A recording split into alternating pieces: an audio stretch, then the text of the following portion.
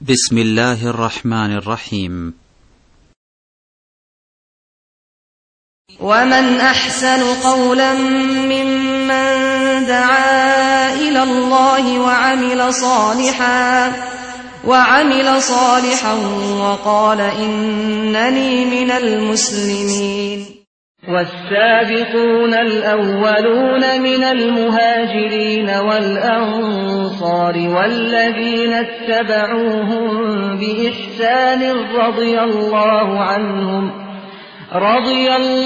عنهم ورضوا عنه وأعد لهم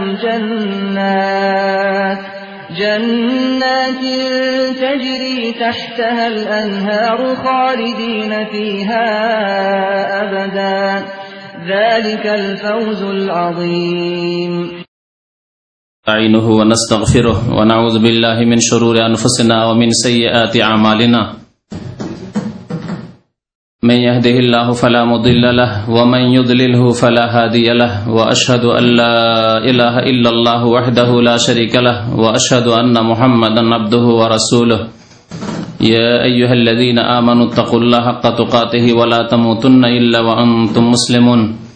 يا أيها الناس اتقوا ربكم الذي خلقكم من نفس واحدة وخلق منها زوجها وبث منهما رجالا كثيرا ونساء واتقوا الله الذي تساءلون به والأرحام إن الله كان عليكم رقيبا. يا أيها الذين آمنوا اتقوا الله وقولوا قولا سديدا يصلح لكم أعمالكم ويغفر لكم ذنوبكم ومن يطع الله ورسوله فقد فاز فوزا عظيما. أما بعد فإن خير الحديث كتاب الله وخير الهدي هدي محمد صلى الله عليه وسلم وشر الأمور محدثاتها وكل محدثة بدعة وكل بدعة ضلالة وكل ضلالة في النار. أعوذ بالله من الشيطان الرجيم.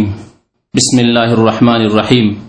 والسابقون الأولون من المهاجرين والأنصار والذين اتبعوهم بإحسان رضي الله عنهم ورضوا عنه. মহান আল্লাহর সমস্ত প্রশংসা যে আল্লাহ রাব্বুল আলামিন আমাদেরকে মুসলিম হওয়ার তৌফিক দান করেছেন। সে আল্লাহরই সমস্ত প্রশংসা যিনি অসংখ্য মানুষের মধ্য থেকে বেছে নিয়ে আমাদেরকে তাঁর প্রতি ঈমান নিয়ে আসার তৌফিক দান করেছেন, তাঁর রাসূলের প্রতি ঈমান নিয়ে আসার তৌফিক দান করেছেন, শেষ নবী মুহাম্মদুর রাসূলুল্লাহ সাল্লাল্লাহু আলাইহি সাল্লামের উম্মতের অন্তর্ভুক্ত হওয়ার তৌফিক দান করেছেন। দরুদ ও সালাম নাযিল হোক আমাদের প্রিয় নবী শেষ নবী রাসূলুল্লাহ সাল্লাল্লাহু আলাইহি সাল্লামের প্রতি, যিনি আমাদেরকে এমন একটি স্পষ্ট পথের উপর রেখে গেছেন যে পথ থেকে হতভাগা, যার পরিণাম খারাপ, সেই ব্যক্তি পথভ্রষ্ট হতে পারে। আল্লাহ পাক রব্বুল আলামিন বান্দার উপর হুজ্জত কায়েম করে দিয়েছেন, বান্দার জন্য রাস্তাকে সুস্পষ্ট করে দিয়েছেন। আজকে রজব মাসের 10 তারিখ 1428 হিজরি। আলোচনা আপনাদের সামনে আজকে সংক্ষেপে করব, কিন্তু বিষয়বস্তু খুব বড়, আর তা হচ্ছে আহলে সুন্নাত ওয়াল জামাতের আকীদা। কিন্তু সময় সাথ দেবে না হয়তো, যার ফলে কিছু আলোচনা করব, বাকি আলোচনা ইনশাআল্লাহ তাআলা আবার কোনো সময় আগামীতে হবে। আহলে সুন্নাত ওয়াল জামাতের আকীদা, এই কথাটি প্রথম আমাদেরকে বুঝতে হবে। আহলুস সুন্নাহ ওয়াল জামাআহ আর তাদের আকীদা। আহলুস সুন্নাহ কাকে বলে, ওয়াল জামাআহ কাকে বলে, যতক্ষণ পর্যন্ত এই কথাগুলি না জানবো ততক্ষণ পর্যন্ত তাদের আকীদা কি, তারা কারা, তাদের বিশ্বাস কি, তারা কোন পথের উপর, এবং তারা সবাই দাবি করে যে আমরা আহলুস সুন্নাহ, কিন্তু আহলুস সুন্নাহ আসলে কারা তা জানা সম্ভব হবে না। যার ফলে আহলুস সুন্নাহ কারা তাদেরকে জানতে হবে। আহল শব্দটি আরবি শব্দ, আর সুন্নাহ শব্দ আরবি শব্দ, আর জামাত শব্দ আরবি শব্দ, আকীদাও আরবি শব্দ, সবগুলি আরবি শব্দ। আহল মানে পরিবার হয়, আহল মানে বংশ হয়, আহল মানে ওয়ালা হয়, বিশিষ্ট হয়। আহলুস সুন্নাহ মানে সুন্নতওয়ালা, যাদের কাছে সুন্নত আছে, আহলুস সুন্নাহ। আবার সুন্নত কাকে বলে? সুন্নতের শাব্দিক অর্থ হচ্ছে রাস্তা, সুন্নতের শাব্দিক অর্থ হচ্ছে আদর্শ, দুনিয়ার রাস্তার ক্ষেত্রে রাস্তা, আর কোন মানুষের আদর্শের ক্ষেত্রে আদর্শ। জি, তরিকা, পদ্ধতি, এগুলি হচ্ছে সুন্নতের অর্থ। তো তাহলে সুন্নত, এই সুন্নত থেকে কোন সুন্নতকে উদ্দেশ্য করা হয়েছে? যে এই সুন্নতওয়ালা, ওরা আহলুস সুন্নাত মানে সুন্নতওয়ালা। এই ক্ষেত্রে স্পষ্টই কথা, সবাই জবাব দিবেন যে সেই সুন্নত হচ্ছে কার? রাসূলুল্লাহ সাল্লাল্লাহু আলাইহি সাল্লামের সুন্নত। অর্থাৎ আহলুস সুন্নাহ কারা? যারা আল্লাহ রসুল সাল্লাল্লাহু আলাইহি সাল্লামের আদর্শওয়ালা, যাদের মধ্যে আল্লাহ রসুল সাল্লাল্লাহু আলাইহি সাল্লামের আদর্শ রয়েছে, তাদের বিশ্বাসে, তাদের ইমানে, তাদের কর্মে, আমলে। জি, যাদের আকীদায় এবং আমলে রাসূলুল্লাহ সাল্লাল্লাহু আলাইহি সাল্লামের সুন্নত বা আদর্শ রয়েছে, তারাই হচ্ছে আহলুস সুন্নাহ। আর ওয়াল জামাআ, জামাত মানে দল, তাহলে ওয়াল জামা মানে আহলুল জামা, জামাতওয়ালা।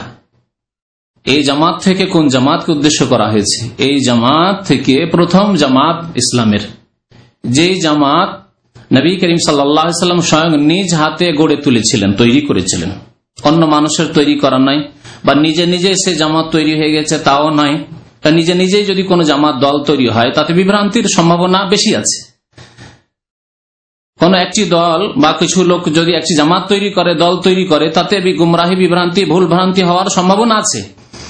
কিন্তু যে জামাত স্বয়ং প্রিয় নবী মুহাম্মদুর রাসূলুল্লাহ সাল্লাল্লাহু আলাইহি সাল্লাম তৈরি করেছেন, নিজ হাতে গড়ে তুলেছেন, তাদের তরবিয়ত করেছেন, তাদেরকে প্রশিক্ষণ দিয়েছেন, যারা নবী করিম সাল্লাল্লাহু আলাইহি ওয়াসাল্লামের সোহবত আর সংসর্গ পেয়ে ধন্য হয়েছেন, সেই জামাত। অর্থাৎ কোন জামাত? সাহাবায়ে কেরামের জামাত। তাহলে জামাতওয়ালা অর্থাৎ সাহাবায়ে কেরামের জামাতওয়ালা। তাহলে আহলুস সুন্নাহ ওয়াল জামাআহ শব্দটি যখন বলবো, তো প্রথম সারিতে কারা আসবেন? সাহাবায়ে কেরাম রিজওয়ানুল্লাহি তাআলা আলাইহিম আজমাইন। এরাই হচ্ছে প্রথম সারির মুসলিম। তাদের ইসলামে যদি কোন রকমের ত্রুটি থাকে, তাহলে পরে আর ইসলাম নেই বলতে হবে, সোজা কথা। তাদের ইসলাম হচ্ছে খাঁটি ইসলাম। এই ঈমান আমাদের ওই রকমই ঈমান, বিশ্বাস আছে যেমন দিনে আমরা সূর্য দেখে বিশ্বাস করি যে দিন, কেউ যদি আপনাকে যে কোনো ভাবে বুঝাক না কেন, দিনকে আপনি রাত করতে পারবেন না, চোখের সামনে দেখছেন, আপনার দৃষ্টিশক্তি রয়েছে। তো দিনের মতো স্পষ্ট সাহাবায়ে কেরামরা সত্য পথে ছিলেন, যাদেরকে এমন এক ব্যক্তিত্ব তৈরি করেছেন প্রশিক্ষণ দিয়ে, যার কাছে সকাল বিকাল ওহী নিয়ে আসেন জিবরাইল আলাইহিস সালাম। আহলুস সুন্নাত ওয়াল জামাতের প্রথম সারির মানুষ সাহাবায়ে কেরামের দল, আর দ্বিতীয় সারির মানুষ তাবেঈন, তৃতীয় সারির মানুষ তাবা তাবেঈন, যাদের সম্পর্কে প্রিয় নবী মুহাম্মদুর রাসূলুল্লাহ সাল্লাল্লাহু আলাইহি ওয়াসাল্লাম বলেছেন, খায়রুল কুরুনি কারনি সুম্মাল্লাযীনা ইয়ালুনাহুম সুম্মাল্লাযীনা ইয়ালুনাহুম, সর্বোত্তম যুগের মানুষ আমার যুগের মানুষেরা, কারনি আমার যুগের মানুষেরা সর্বোত্তম মানুষ, অর্থাৎ সাহাবায়ে কেরাম। সুম্মাল্লাযীনা ইয়ালুনাহুম, তারপরে ওই লোকেরা যারা তাদের পরে পরেই আসবে, অর্থাৎ তাবেঈন। তাবেঈন যারা নবী করিম সাল্লাল্লাহু আলাইহি ওয়াসাল্লামের কোন এক অথবা একাধিক সাহাবীর সাথে সাক্ষাৎ করেছেন ঈমানের অবস্থায়, ইসলামের অবস্থায়, তাবেঈন। সুম্মাল্লাযীনা ইয়ালুনাহুম, তারপরে ওই সব লোকেরা যারা তাদের পরে আসবে, অর্থাৎ কোন এক তাবেঈর সাথে বা একাধিক তাবেঈর সাথে তাদের সাক্ষাৎ ঘটেছে, তাবা তাবেঈন। তারপরের যুগ সম্পর্কে নবী করিম সাল্লাল্লাহু আলাইহি ওয়াসাল্লাম বলেছেন, সুম্মা ইয়াফশুল কাযিব, তারপরে মিথ্যা এত ব্যাপক আকার ধারণ করবে, ঘরে ঘরে, পরিবারে, গ্রামে গ্রামে, যেখানে সেখানে মিথ্যার ছড়াছড়ি, ধর্মের নামে মিথ্যাবাজি, আর নিজের কারবার, আদান প্রদান, চলাফেরার ক্ষেত্রে মিথ্যা, পারিবারিক ক্ষেত্রে মিথ্যা, সমস্ত ক্ষেত্রে মিথ্যা ছড়িয়ে পড়বে। ধর্মের নামে কত মিথ্যার ছড়াছড়ি, সবাই বলছে যে আমরা হক ইসলামের ওপর আছি, সত্য ইসলামের ওপর আছি, ধর্মের নামে মিথ্যাবাজি। তো তাহলে আহলুস সুন্নাহ ওয়াল জামাআহ, সাহাবায়ে কেরাম, তাবেঈন, তাবা তাবেঈন, তাদের সম্পর্কে আল্লাহ পাক রব্বুল আলামিন কি বলছেন শুনুন। সূরা তাওবায় আল্লাহ পাক ইরশাদ করেছেন, ওয়াস-সাবিকুনাল আউয়ালুনা মিনাল মুহাজিরিন ওয়াল আনসার, যারা প্রথম দিকে ইসলাম গ্রহণ করেছেন তারা মুহাজিরিন অথবা আনসার, যারা প্রথম দিকে ইসলাম গ্রহণ করেছেন, ওয়াস-সাবিকুনাল আউয়ালুন মিনাল মুহাজিরিন ওয়াল আনসার ওয়াল্লাযীনা ইত্তাবাউহুম বিইহসান। তাহলে এই বলে মিনাল মুহাজিরিন, আনসার বলে সমস্ত সাহাবায়ে কেরামকে শামিল করা হয়েছে। তারপরে বলা হয়েছে ওয়াল্লাযীনা ইত্তাবাউহুম বিইহসান, এবং যারা তাদের অনুসরণ করেছেন, ইত্তাবাউহুম তাদের অনুসরণ করেছেন, অর্থাৎ সাহাবায়ে কেরামদের অনুসরণ করেছেন বিইহসান মানে নিষ্ঠার সাথে, ইখলাসের সাথে, নিষ্ঠার সাথে যারা তাদের অনুসরণ করেছেন বা তাদের পরে এসেছেন কিন্তু তারা নিষ্ঠাবান ছিলেন, মুখলিস ছিলেন, তাদের ঈমানে একনিষ্ঠতা ছিল, ইখলাস খুলুসিয়াত ছিল, আন্তরিকতা ছিল, একটি শর্ত লাগানো হয়েছে। তাহলে সাহাবায়ে কেরামদের সাথে যে সব লোকদের সাক্ষাৎ হয়েছে তাদের সম্পর্কে একটি শর্ত লাগানো হয়েছে। আল্লাহ পাক রব্বুল সাহাবায়ে কেরামদেরকে সার্টিফিকেট দিয়েছেন যে আল্লাহ রাসূল সাল্লাল্লাহু আলাইহি ওয়াসাল্লামের সাথে যেই সাহাবীর ঈমানের আলাতে ঈমান ইসলামের অবস্থায় সাক্ষাৎ হয়েছে সাহাবী, তাদের সম্পর্কে ইহসানের আল্লাহ শর্ত লাগাননি। কিন্তু সাহাবায়ে কেরামের কোন এক সাহাবী বা একাধিক সাহাবীর সাথে যাদের সাক্ষাৎ হয়েছে তাদের সম্পর্কে একটি কিন্তু আল্লাহ শর্ত লাগিয়ে দিয়েছেন। তাদের সম্পর্কে যদি একটি শর্ত থাকে তাহলে পরবর্তীকালে যারা এসেছেন তাবা তাবেঈন বা তারপরে আজ পর্যন্ত, আজকালকার যুগের মুসলিম, কিয়ামত পর্যন্ত যত মুসলিম আসবে তাদের ক্ষেত্রে এই শর্তটি সবসময় মনে রাখতে হবে, ইহসান। যারা নিষ্ঠার সাথে, ইখলাসের সাথে, আন্তরিকতার সাথে অনুসরণ করেছে সাহাবায়ে কেরামদের দল ও জামাতকে, আহলুস সুন্নাহ ওয়াল জামাতকে অনুসরণ করেছে, ইত্তাবাউহুম তাদের অনুসরণ করেছে বিইহসান নিষ্ঠার সাথে। তাহলে আমরা বলতে পারি যদি তাবেঈনদের যুগে 2-4 জন অল্প সংখ্যক মুসলমান কিন্তু তাদের দ্বারা বড় বড় পাপ হয়েছে, জুলম অত্যাচার হয়েছে, প্রশাসনের ক্ষেত্রে বিভিন্ন ক্ষেত্রে এরকম জুলম অত্যাচার হয়েছে, বা তাদের ব্যক্তিগত জীবনে কিছু পাপ ছিল, জুলম অত্যাচার ছিল, যদি বেশি সীমা লঙ্ঘন হয়ে থাকে তাদেরকে এর মধ্যে শামিল করা হবে না। কারণ আল্লাহ শর্ত লাগিয়েছেন বিইহসান, যারা ইখলাসের সাথে, নিষ্ঠার সাথে, আন্তরিকতার সাথে সাহাবায়ে কেরামদের অনুসরণ করেছে। সাহাবায়ে কেরামদের যদি অনুসরণ করে থাকে তাহলে তাদের দ্বারা এরকম জুলম অত্যাচার হতে পারে না, কাউকে খুন করতে পারে না। তাহলে ওই সব লোকগুলি যাদের দ্বারা এইরকম অন্যায় কাজ হয়েছে তারা এখান থেকে বেরিয়ে যাচ্ছে, কেটে যাচ্ছে। সেই যুগে যদি কেটে যায়, তাবেঈনদের যুগে, তাবেঈনদের যুগে যদি এইরকম লোকেরা কেটে যায়, অথবা তাবেঈনদের যুগে সামান্য কিছু বিদআত শুরু হয়েছিল, তারা ইহসানের অন্তর্ভুক্ত হলো না, নিষ্ঠার সাথে সাহাবায়ে কেরামদের অনুসরণ করল না, যেই পথের উপর সাহাবায়ে কেরাম নবী করিম সাল্লাল্লাহু আলাইহি ওয়াসাল্লামকে হুবহু ফলো করেছে সেইভাবে তারা ফলো করলো না, অনুসরণ করলো না। তাহলে এখানে কেটে পড়লো যে সব লোকদের মধ্যে বিদআত এসেছে, অথচ তারা তাবেঈনদের জামানার লোক, তাবেঈনদের জামানার লোক, আইম্মায়ে কেরামদের জামানার লোক, প্রথম যুগের লোক, কিন্তু তাদের মধ্যে বিদআত ছিল কিছু, তারা এখান থেকে কেটে পড়বে, তারা এই ফজিলত পাবে না যে ফজিলতের কথা আল্লাহ বলছেন। কি বলছেন? রাদিয়াল্লাহু আনহুম ওয়া রাদু আনহু, আল্লাহ তাদের উপর রাজি হয়ে গেছেন, আল্লাহু আকবার, আল্লাহ তাদের উপর সন্তুষ্ট হয়ে গেছেন, ওয়া রাদু আনহু, এবং তারাও আল্লাহ পাক রব্বুল আলামিনের নিয়ামত অনুগ্রহ পেয়ে সন্তুষ্ট হয়ে যাবে, সন্তুষ্ট হয়ে গেছে, তার বারজাখী জীবনে সন্তুষ্ট হয়ে গেছেন তারা, এবং জান্নাতে যাওয়ার পরে তারা আল্লাহর এত নিয়ামত পাবেন তারা সন্তুষ্ট হয়ে যাবেন, ওয়া রাদু আনহু। আল্লাহ পাক রব্বুল আলামিন তাদের জন্য জান্নাত তৈরি করে রেখেছেন, মহাপুরস্কার তৈরি করে রেখেছেন।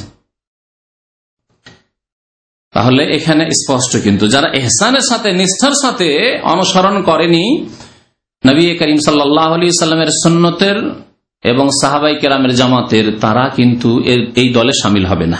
আহলুস সুন্নাত ওয়াল জামাত মানে বুঝতে পারলেন। এখন আকীদা শব্দটি বুঝেন। আকীদার শাব্দিক অর্থ হচ্ছে গ্রন্থি বা গিরা, সোজা ভাষায় গিরা লাগানো। হ্যাঁ, ওয়া মিন শাররিন নাফাসাতে ফিল উকাদ, আর ওই সব ফুৎকার দানকারিনী নারীর অনিষ্ট হতে আমি আশ্রয় গ্রহণ করছি আল্লাহ পাক রব্বুল আলামিনের, যারা গ্রন্থিতে ফিল উকাদ, গ্রন্থিতে ফুৎকার দিয়ে, ফুক দিয়ে জাদু করে থাকে। তাহলে ওকাদ মানে বা আকদ মানে হচ্ছে গিরা। আমরা বিবাহ শাদীকে আকদে নিকাহ বলি, এটা তো বুঝেন মনে হয়। হ্যাঁ, আকদে নিকাহ বলে, আকদে নিকাহ, কারণ বিবাহ বন্ধন, আমরা বাংলা এটাকে বলি কি বন্ধন, গিরা হচ্ছে বন্ধন। একটি মেয়ে, একটি যুবতী স্বাধীন ছিল, অবিবাহিতা ছিল, একজন যুবক স্বাধীন ছিল, তার কোন স্ত্রী ছিল না, কারোর সাথে বন্ধন ছিল না, যে তিনি কবুল করলে অমুকের মেয়ে অমুককে কবুল করলে এত টাকা দেন মোহর দিয়ে ইত্যাদি ইত্যাদি, হ্যাঁ কবুল করলাম, বন্ধন হয়ে গেল, বেঁধে দেওয়া হলো, এই যুবক ওই যুবতীর সাথে বেঁধে দেওয়া হলো। এই জন্য এর নাম হচ্ছে আকদে নিকাহ, আকদে নিকাহ। আর একটি ফিকহের ভাষায় আকদ হয়, যা সাধারণ মানুষরা ব্যবহার করেন না কিন্তু ফাকিহরা আলেমরা ব্যবহার করেন, তা কেনা বেচার আকদ, চুক্তি। আপনি একটা জিনিস বিক্রি করেছেন আর আরেকজন খরিদ করছে আপনার কাছ থেকে, যে চুক্তি হলো এত টাকা দাম হলো, আমি এটা কিনে নিলাম, এর নাম হচ্ছে আকদুল বাই, কেনা বেচার আকদ, চুক্তি। এটা গিরা হয়ে গেল, অকাট্য কথাবার্তা হয়ে গেল। যে ব্যক্তি পাকা কথা কয়ে নিয়েছে তাকে নিতে হবে আর আপনাকে দিতে হবে।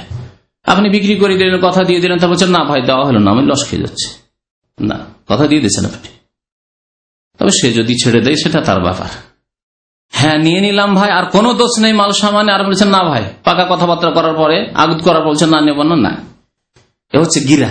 হ্যাঁ, গিরা লেগে গেছে, কেনা বেচার এখন এখানে গিরা লেগে গেছে, বন্ধন হয়ে গেছে, বিবাহ বন্ধন হয়ে গেছে। বিবাহ বন্ধনের পর বলছেন না না না না না আমি ওর ভাত খাবো না, তাহলে আবার তালাক না হলে বেরোতে পারবে না, ঘরে ঢুকে পড়েছে। হ্যাঁ, বিবাহ বন্ধনের মধ্যে এমন এক ঘরে ঢুকে পড়েছে যে তালাক না হলে আর বের হওয়া যাবে না এই ঘর থেকে। তুমি ওর স্ত্রী, রাজি থাকো আর না থাকে এখন, কিন্তু তুমি কবুল করুন, তোমার ওলি বলেছে যে তুমি রাজি আছো, আর তার রেজামন্দি যথেষ্ট, তোমাকে কবুল করে নিচ্ছে একজন। আকদ, গিরা, বন্ধন হয়ে গেছে। তো আকিদা বলে শাব্দিক অর্থ কি?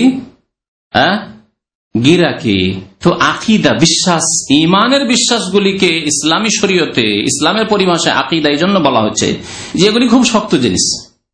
এগুলি গিরার মতো শক্ত জিনিস, তার চাইতে বেশি শক্ত জিনিস। গিরাও তো অনেক সময় খোলা যায়, আর অনেক সময় খুব শক্ত গিরা পড়ে গেলে খোলা মুশকিল, শক্ত বাঁধন হলে খোলাও মুশকিল। তো আকিদা এমন এক জিনিস, এমন এক বস্তু যে বিশ্বাস করে নিলে তা তার মগজ থেকে সরানো খুব মুশকিল, যদিও ভুল বিশ্বাস করে আছে। এই জন্য আকিদাকে দুই ভাগে ভাগ করা হয়েছে, আকিদা সহিহা, বিশুদ্ধ আকিদা, সঠিক আকিদা, আর আকিদায় ফাসেদা বা আকিদায় বাতিলা, বাতিল আকিদা, ভ্রান্ত মতবাদ, ভ্রান্ত বিশ্বাস। আজকে সারা বিশ্বে মানুষ দুই শ্রেণীর আছে, সঠিক বিশ্বাস রাখে আর ভ্রান্ত বিশ্বাস রাখে। মুসলিম সমাজেও এইরকমই, যখন বিরাট ঢোকা শুরু হয়েছে, যখন কুসংস্কার ঢোকা শুরু হয়েছে, তখন বহু মুসলিম, যদিও তারা জন্মগত মুসলিম, তারা ভ্রান্ত আকিদার শিকার হয়ে গেছে। তাহলে তাদের মধ্যে দুই রকম আকিদা পাওয়া যায়। কতক মুসলিম আছে যাদের আকিদা হচ্ছে আকিদা সহিহা, বিশুদ্ধ বিশ্বাস, অকাট্য গিরা লেগে আছে, এবং সেই বিশ্বাস তার গিরা হচ্ছে ঠিক। আর কতক লোক আছে যে তার বাঁধন লেগে গেছে, কিন্তু সেই বাঁধন ভুল, ভ্রান্ত বাঁধন। এই আকিদা বিশ্বাস ভ্রান্ত বিশ্বাস, শিরকি বিশ্বাস, কুফরি বিশ্বাস, বিদাতি বিশ্বাস। আর ওই বিশ্বাসের কারণে হয়তো আসলে আল্লাহর কাছে মুসলিমই নয়, সে ইসলাম থেকে বহিষ্কৃত, কিন্তু তার মগজে এমন ভাবে বাঁধন লেগে আছে, সে বাঁধন আপনি ছাড়াতে পারবেন না, আপনি সে বাঁধন খুলতে পারবেন না। আপনি যতই তাকে কোরআনের কথা বলেন, যতই হাদিসের কথা বলেন, বিভিন্ন অজুহাত করবে, বলছে এত বড় বড় আলেমরা জানতেন না, আমাদের এত বড় হুজুর আছেন তারা বুঝেন না, এত বড় বড় পীর সাহেব আছে তারা বুঝেন, সব ভুল পথে, আর আপনি ঠিক বলছেন। এইগুলি অজুহাত, কারণ তার গিরা লেগে আছে, বাতিল গিরা লেগে আছে, আকিদা বাতিলা, বাতিল বাঁধন। তাহলে আকিদা দুই প্রকার। আহলে সুন্নাত ওয়াল জামাতের আকিদা হচ্ছে বিশুদ্ধ আকিদা, আকিদা সহিহা, বিশুদ্ধ আকিদা। সহি আকিদা আল্লাহ সম্পর্কে, সহি আকিদা আল্লাহর রসুল সম্পর্কে, সহি আকিদা আল্লাহর কিতাব সম্পর্কে, সহি আকিদা পরকাল সম্পর্কে, সহি আকিদা ফেরেশতা সম্পর্কে, সহি আকিদা তকদীর সম্পর্কে, সহি আকিদা যতগুলি বিশ্বাসের বস্তু রয়েছে, ইমানিয়াতের বস্তু রয়েছে, সমস্ত বস্তু সম্পর্কে তাদের আকিদা হচ্ছে সহি, বিশুদ্ধ আকিদা। আল্লাহর একত্ব সম্পর্কে, তাওহীদ সম্পর্কে, আল্লাহর ইবাদত বন্দেগীর ক্ষেত্রে, আল্লাহর প্রভুত্ব রুবুবিয়াতের ক্ষেত্রে, আল্লাহ রাব্বুল আলামিনের নাম গুণাবলীর ক্ষেত্রে, এই সমস্ত ক্ষেত্রে আহলে সুন্নাত ওয়াল জামাতের আকিদা হচ্ছে বিশুদ্ধ আকিদা, খাঁটি আকিদা, সহি আকিদা। পক্ষান্তরে যাদের এই খাঁটি আকিদা নেই, তারাই হচ্ছে বাতিল আকিদার অনুসারী, এবং তারা আহলে সুন্নাত ওয়াল জামাত নয়, তারা আহলে সুন্নাত ওয়াল জামাত নয়, যদিও তারা এই নামটি নিজের জন্য বেছে নিয়ে থাকে। আহলে সুন্নাত ওয়াল জামাত তাহলে কারা? এ সম্পর্কে দু চারটি আইম্মায়ে কেরামদের উক্তি বর্ণনা করি। শুনেন ইমাম আহমদ রহমতুল্লাহ আলাইহি কি বলেছেন। একটি হাদিস আছে, অনেকবারই হয়তো শুনেছেন, যে নবী করিম সাল্লাল্লাহু আলাইহি সাল্লাম বলেছেন, লা তাযালু তায়ফাতুম মিন উম্মতি যাহিরিনা আলাল হক, অন্য রিওয়ায়াতে আছে মানসুরিনা ইলা ইয়াউমিল কিয়ামা লা ইয়াদুররুহুম মান খাযালাহুম হাত্তা তাকুমাস সাহ। আমার উম্মতের একটি দল সর্বদা সত্যের উপর জয়ী থাকবে। লা তাযালু তায়ফাতুম মিন উম্মতি, আমার উম্মতের একটি দল সর্বদা সত্যের উপর, আল হক, সত্যের উপর, হকের উপর কি থাকবে? জয়ী থাকবে। লা ইয়াদুররুহুম মান খাযালাহুম, তাদেরকে যারা অপদস্থ করতে চাইবে, তাদেরকে যারা লাঞ্ছিত করতে চাইবে, তারা কোনো কিছুই তাদের করতে পারবে না, ক্ষতি করতে পারবে না। হাত্তা তাকুমাস সাআহ, কিয়ামত পর্যন্ত। ক্ষতি করতে পারবে না মানে এই নয় যে তাদেরকে হতাহত করতে পারবে না, তাদের ঘর বাড়ি নষ্ট করতে পারবে না, তাদেরকে মারতে পারবে না, হ্যাঁ, এগুলি অর্থ নাই। এর মানে তাদেরকে বিভ্রান্ত করতে পারবে ইসলাম থেকে, তাদের সহি আকীদা থেকে, তাদের কোরআন সুন্নাহর রাস্তা থেকে তাদেরকে অপসৃত করতে পারবে না। জি, এই অর্থ। যদি বলেন যে না, তাদের ক্ষতি করতে পারবে না, তাদেরকে মারতে পারবে না, তাদেরকে শহীদ করতে পারবে না, তাদের বাড়িঘর জ্বালিয়ে দিতে পারবে না, এসব বাস্তবের খেলাফ, মিথ্যা কথা। এইরকম জুলুম অত্যাচার যুগে যুগে সত্যপন্থীদের উপর হয়েছে, হতে পারে। নবী করিম সাল্লাল্লাহু আলাইহি সাল্লামকে নির্বাসিত হইতে হয়েছে মাতৃভূমি ছেড়ে, তাহলে এই সুন্নাত আমাদের সামনে মওজুদ আছে। নবী করিম সাল্লাল্লাহু আলাইহি সাল্লামকে তায়েফে আহত হইতে হয়েছে, নবী করিম সাল্লাল্লাহু আলাইহি সাল্লামকে উহুদে দাঁত শহীদ করতে হয়েছে, আহত হইতে হয়েছে, হাজার হাজার সাহাবায়ে কেরামদেরকে শাহাদাত বরণ করতে হয়েছে, হামজা রাদিয়াল্লাহু তাআলা সাইয়্যিদুশ শুহাদা শহীদ হইতে হয়েছে। তাহলে এর মানে এই নয় যে লা ইয়াদুররুহুম মান খাযালাহুম, যারা তাদের অবদস্থ করতে চাইবে তাদের ক্ষতি করতে পারবে না, মানে কোন দুনিয়াবি ক্ষতি করতে পারবে না, ক্ষতি করতে পারবে না। তাদের সবচেয়ে বড় সম্পদ হচ্ছে ঈমান, ঈমান কেড়ে নিতে পারবে না। তাওহীদ, তাদের একত্ব কেড়ে নিতে পারবে না। তাওহীদবাদীদেরকে মুশরিক, কবর পূজারী বানিয়ে দিতে পারবে না। সুন্নাতের অনুসারীদেরকে বিদাতি বানিয়ে দিতে পারবে না। নামাজীদেরকে বেনামাজি বানিয়ে দিতে পারবে না। আল্লাহর দিনের উপর অটল রয়েছে, তাদের এখান থেকে সরাতে পারবে না। পর্দা নাশিনদেরকে বেপরদা করতে পারবে না, রাস্তায় নিয়ে আসতে পারবে না, তাদের মান ইজ্জতের ছিনেমিনি খেলা করতে পারবে না। আজকে লেগে আছে সারা পৃথিবীর শয়তানেরা, হ্যাঁ, নারীদেরকে, মুসলিম নারীদেরকে রাস্তায় নামানোর জন্য। কিন্তু এই উম্মতের একদল মহিলারা, নারীরা দিনের উপরে এত অটল থাকবে যে যতই ফিতনার যুগ হোক না কেন সেখানেও পর্দা করবে। করে নাকি ইউরোপ আমেরিকায় পর্দা? হ্যাঁ, কাফের দেশগুলিতে পর্দা করা মুসলিম রমণী কি নেই? অবশ্যই আছে। এদের সম্পর্কে বলেছেন নবী করিম সাল্লাল্লাহু আলাইহি ওয়াসাল্লাম। এই দলটি সম্পর্কে বহু মন্তব্য রয়েছে, আইম্মায়ে কেরামদের বহু উক্তি রয়েছে। আর একটি হাদিস রয়েছে যে ইহুদিরা 71 ফিরকা হয়েছে, 71টি দলে বিভক্ত হয়েছে, আর খ্রিস্টানরা 72টি দলে বিভক্ত হয়েছে, আর আমার উম্মতের লোকেরা 73 দলে বিভক্ত হবে। কুল্লুহুম ফিন্নার। আর এই সমস্ত দলগুলি কোথায় যাবে? জাহান্নাম, ফিন্নার, জাহান্নামে যাবে, ইল্লা ওয়াহিদা, একটি দল ছাড়া। এই একটি দলের নাম বলেছেন নবী করিম সাল্লাল্লাহু আলাইহি ওয়াসাল্লাম, বলেছেন? নাম বলেননি, কারণ নাম বলে সবাই ওই নামটি প্রথমেই নিত। এই নামটি প্রথম আটরসিরাও নিত, ভান্ডারীরাও নিত, হ্যাঁ, আর যতগুলি আছে চিস্তিরাও নিত, আর ওই কাদেরিরাও নিত, মুজাদ্দিদিরাও নিত, আর ওই তবলিগ ভাইরাও নিত, তো জামাতি ভাইরাও নিত, আর দুনিয়ার যতগুলি আছে সবাই নিত। হ্যাঁ, এমনকি আওয়ামী লীগ বিএনপিও নিয়ে নিত না? মুসলমান তো তারা নিত না? আমারও তো নামাজ রোজা করি, আমারও তো দেশের খেদমত করতে চাই, সেবা করতে চাই, সবাই নিত এই নামটি। নবী করিম সাল্লাল্লাহু আলাইহি ওয়াসাল্লাম ওই জন্য এই নাম দেননি। কি দিয়েছেন? পরিচয় দিয়েছেন, লক্ষণ বাতলি দিয়েছেন। জিজ্ঞাসা করা হলো নবী করিম সাল্লাল্লাহু আলাইহি ওয়াসাল্লামকে, মান হুম ইয়া রাসূলুল্লাহ, তারা কারা? বললেন নবী করিম সাল্লাল্লাহু আলাইহি ওয়াসাল্লাম, হে মা আনা আলাইহিল ইয়াউম ওয়া আসহাবি, আজকের যুগে আমার জীবদ্দশায় যেই আদর্শের ওপর আমি অটল আছি, কায়েম আছি, এর ওপর যারা কিয়ামত পর্যন্ত কায়েম থাকবে, আর আমার সাহাবায়ে কেরাম যে আদর্শের উপর কায়েম থাকবে, তাদের আদর্শের উপর যারা কায়েম থাকবে কিয়ামত পর্যন্ত, তারা। তাহলে এখানে কি বলা হয়েছে? মা আনা আলাইহি, আমি যেই পথের উপর আছি। তাহলে সুন্নাহ হয়ে গেল। আহলুস সুন্নাত ওয়াল জামাতের আকীদা এই দুটি শব্দের কথা আবার ফিরিয়ে নিয়ে আসেন, ঠিক না?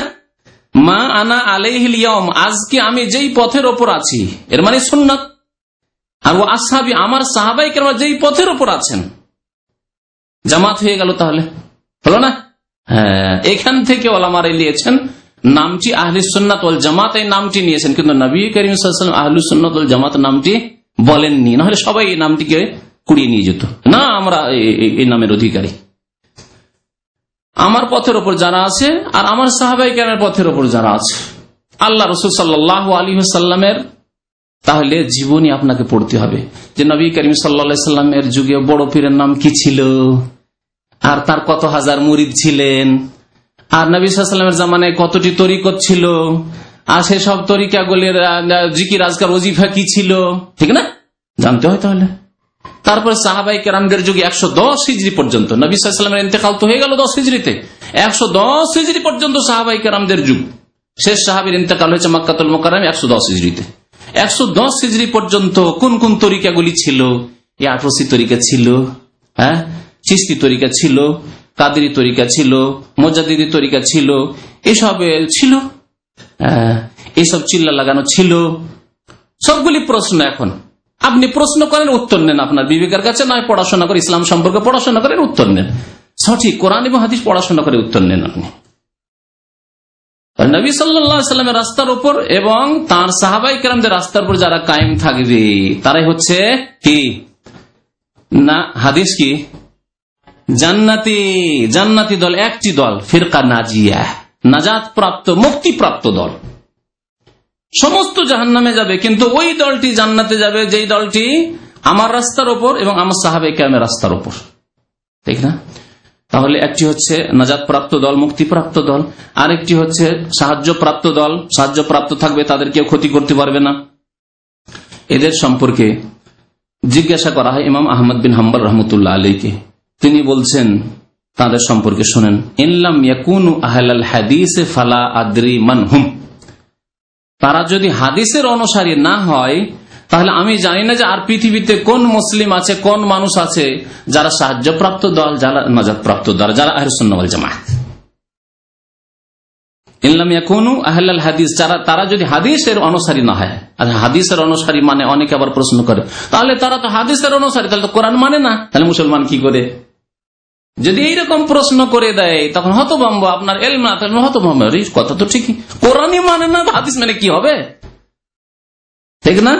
দিল আপনাকে বিভ্রান্ত করে, আপনি হতভম্ব, কি জবাব দেব ভাই? আল্লাহ পাক রব্বুল আলামিন 7টি আয়াতে কোরআনে কারীমকে হাদিস বলেছেন। আল্লাহ নাযাল আহসানাল হাদিস, আল্লাহ পাক রব্বুল আলামিন সর্বোত্তম হাদিস নাযিল করেছেন। আল্লাহ কি নাযিল করেছেন? কোরআন নয়। ফাবিআইয়ি হাদিসিন বাদাহু ইউমিনুন, এই কোরআনের পরে আর কোন হাদিসের উপর ঈমান নিয়ে আসবে? আফামিন হাযাল হাদিসে তাজাবুন, তোমরা এই হাদিস কোরআনে পাক পাওয়ার পরেও তোমরা আশ্চর্য হচ্ছ, হ্যাঁ, তোমরা আশ্চর্য হচ্ছে যে এটা সত্য দিন কি করে হইতে পারে, এগুলি সত্য কথা কি করে হইতে পারে, আরো কোন সত্য কথা হইতে পারে? আল্লাহ কোরআনে কারীমে এখানে বেহাজাল হাদিস, এই হাদিস আল্লাহ বলছেন সূরা কাহফে, লাআল্লাকা বাখিউন নাফসাকা ইন লাম ইউমিনু বিহাযাল হাদিসে আসাফা। হে নবী মুহাম্মদ সাল্লাল্লাহু আলাইহি ওয়াসাল্লাম, লাআল্লাকা বাখিউন নাফসাক, মনে হচ্ছে যে আপনি নিজেকে ধ্বংস করে ফেলবেন, মরে যাবেন আপনি, হ্যাঁ, আত্মহত্যা করে মরে যাবেন, না হয় আপনি হার্ট অ্যাটাক করে মরে যাবেন। বাখিউন নাফসাকা, মানুষ যখন কোন জিনিসের জন্য খুব বেশি টেনশন করতে লাগে তখন মরমর অবস্থা, জানি না কখন মরে যায়, এত টেনশন করে, এর ঘুম নাই, সব হারাম হয়ে গেছে, কখন মরে যেতে পারে। আল্লাহ তাই বলছেন, এত পেরেশান নবী করিম সাল্লাল্লাহু আলাইহি ওয়াসাল্লাম আবু জাহাল, আবু লাহাব, মক্কার কাফের নেতাদেরকে মুসলমান বানানোর জন্য, যে আল্লাহ করে এদেরকে তো জান্নাতের দিকে নিয়ে যায়, সব জাহান্নামে চলে যাবে, আমার বংশধর সব জাহান্নামে চলে যাবে, তারাই ইসলাম গ্রহণ করতে চায় না। এই গরিব দুঃখীরা ইসলাম গ্রহণ করছে, বেলাল, সোহাইব, আম্মার, ইয়াসির, সুমাইয়া, আর এই পয়সাওয়ালাগুলি, এই নেতৃস্থানীয় ব্যক্তি, এই কুরাইশের নেতারা, কুরাইশ সম্ভ্রান্ত লোকেরা, এই কাবার মুতাওয়াল্লিরা, এরাই সব কাফের ফাসিক, এরা ইসলাম গ্রহণ করতে চায় না। যখন খুব ব্যতিব্যস্ত তাদের ইসলামের জন্য, আল্লাহ সান্ত্বনা দিচ্ছে, আল্লাহকা বাখিউন নাফসাকা, আপনি মনে হচ্ছে যে নিজেকে হত্যা করে ফেলবেন, ধ্বংস করে ফেলবেন। ইনলাম ইউমিনু বিহাযাল হাদিস, যদি এরা এই হাদিসের প্রতি ঈমান না নিয়ে আসে। কোন হাদিস ছিল তখন? কোরআনে কারীম নাযিল হচ্ছে। আসাফা, আপনি আফসোস করে, আক্ষেপ করে মনে হচ্ছে আপনি শেষ হয়ে যাবেন, বিহাযাল হাদিস। তাহলে কোরআনে কারীম আল্লাহর হাদিস, হাদিসের শাব্দিক অর্থ জেনে নিলেই সহজ খুব বুঝা। হাদিস মানে হচ্ছে কথা, হাদিস মানে হচ্ছে কথা। এই জন্য হাদিস আপোষের কথোপকথনকে আজকাল এখানে যেটাকে স্পিকিং বলছেন আরবিতে, আরবিতে ওটাকে বলা হচ্ছে মুহাদাসা, ইংরেজিতে বলছেন স্পিকিং, ওটাকে বলছে মুহাদাসা, মানে কথোপকথন। হ্যাঁ, তো মুহাদাসা ওই হাদিস থেকে। তো আল্লাহর হাদিস, আল্লাহর বাণী হচ্ছে কোরআনে কারীম, আর রাসূলুল্লাহ সাল্লাল্লাহু আলাইহি ওয়াসাল্লামের বাণী, রাসূলুল্লাহ সাল্লাল্লাহু আলাইহি ওয়াসাল্লামের কর্ম, রাসূলুল্লাহ সাল্লাল্লাহু আলাইহি ওয়াসাল্লামের অনুমোদন, তার নাম হচ্ছে হাদিসে রাসূল। রাসূলুল্লাহ সাল্লাল্লাহু আলাইহি ওয়াসাল্লামের হাদিস, রাসূলুল্লাহ সাল্লাল্লাহু আলাইহি ওয়াসাল্লামের কথা বা কর্ম। তো তাহলে ইমাম আহমদ বিন হাম্বলের কথা এখন বুঝতে সুবিধা হবে। তিনি কি বলছেন? ইনলাম ইয়াকুনু আহলাল হাদিস, এই সাহায্যপ্রাপ্ত দল, এই মুক্তিপ্রাপ্ত দল, এই উম্মতের যারা সর্বদাই সর্বজয়ী থাকবে এবং সম্মানিত থাকবে, হকের ওপর অটল থাকবে, তাদেরকে ক্ষতিগ্রস্ত করতে পারবে না, ইসলাম থেকে সরাতে পারবে না, শিরক বিদআত তাদের মধ্যে কেউ ঢোকাতে পারবে না, তাদেরকে গোমরাহ করতে পারবে না, তাদেরকে জাহান্নামের পথে নিয়ে যেতে পারবে না। এই দলটি যদি আহলুল হাদিস না হয়, কোরআন এবং হাদিসের অনুসারী না হয়, অন্য কোন দলের নাম হয়, ফালা আদরি, তাহলে আমি জানি না মানহুম, আর কে হইতে পারে। অর্থাৎ পৃথিবীতে আর কোন দল মুক্তিপ্রাপ্ত হতে পারে না, সাহায্য প্রাপ্ত হতে পারে না, জান্নাতি হতে পারে না, কোরআন এবং হাদিসের অনুসারী, সরাসরি কোরআন এবং সুন্নাহর অনুসরণ করে, ওই দল ছাড়া। ইমাম বুখারী রাহমাতুল্লাহ আলাইহির উস্তাদের নাম ছিল আলী ইবনুল মাদিনী, এবং ইমাম বুখারী দুইজনেই মন্তব্য করেছেন এই দল সম্পর্কে, বলছেন হুম আসহাবুল হাদিস, তারা হচ্ছেন হাদিসের অনুসারী। আহলুল হাদিস মানে আহল মানে ওয়ালা, আসহাব মানে ওয়ালা। কেউ আসহাবুল হাদিস বলেছেন, কেউ আহলুল হাদিস বলেছেন। মনে রাখবেন যে কোরআন এবং হাদিসের অনুসারী হইতে হবে বিশ্বাসের দিক দিয়ে এবং আমলের দিক দিয়ে। আমার এই কথা বলার উদ্দেশ্য এটা অবশ্যই নয় যে কোনো একটি দল এসে শুধু এই নামের লেবেল লাগিয়ে নিল আর নামাজ পড়ে না। কোন একটি দল এসে এই নামের লেবেল লাগিয়ে রেখেছে যে আমরা আহলুল হাদিস, কিন্তু দাড়ি মোছ সব রাখেন। কোন একটি দল এই নাম রেখে নিল আর পাকা, আজকালকার যেগুলি রাজনৈতিক দল, তার পাকা ক্যাডার, একেবারে অন্ধভক্ত, তাছাড়া আর কিছু বুঝে না, কখনো না। তারা যাদেরকে দেখে চেনা না যায় না যে ভাই এ কোন জাতির লোক, তাদের কথা বলছি না। সবচেয়ে বড় কথা নামাজ।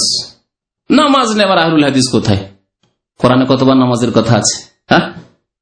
এক শ্রেণীর লোকেরা এইরকমই মনে করে যে দু চারটি কাজের নাম হয়তো আহলুল হাদিস, না, কখনো না।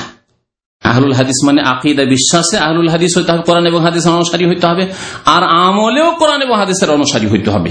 আপনার চাল চলন, ইসলামের বিধি বিধানের বাস্তবায়ন, সমস্ত ক্ষেত্রে আহলুল হাদিস হইতে হবে। আর জন্মগত আহলে হাদিস, আমি আহলে হাদিস, আমি আহলে হাদিস, অথচ নামাজি নাই, নামাজ পড়েন, হ্যাঁ জুমাটা পড়ি ভাই। আহলুল হাদিস না আহলুল খাবিস? আহলে খাবিস, হেদা আহলে খাবিস, যারা নামাজ পড়ে আহলে খাবিস। যে কোনো দলের লোক হোক না কেন, যে কোনো দলের লোক হোক না কেন।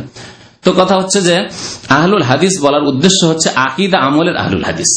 আমি সেই আহলুল হাদিসের দিকে আহ্বান করি, আর অন্য কোন দলের লোক আমি নাই। কোরআন এবং সুন্নাহর অনুসরণ করি এবং কোরআন ও সুন্নাহর অনুসরণের জন্য মানুষকে উৎসাহিত করি, জি, আর সেই দিকে মানুষকে আহ্বান করি।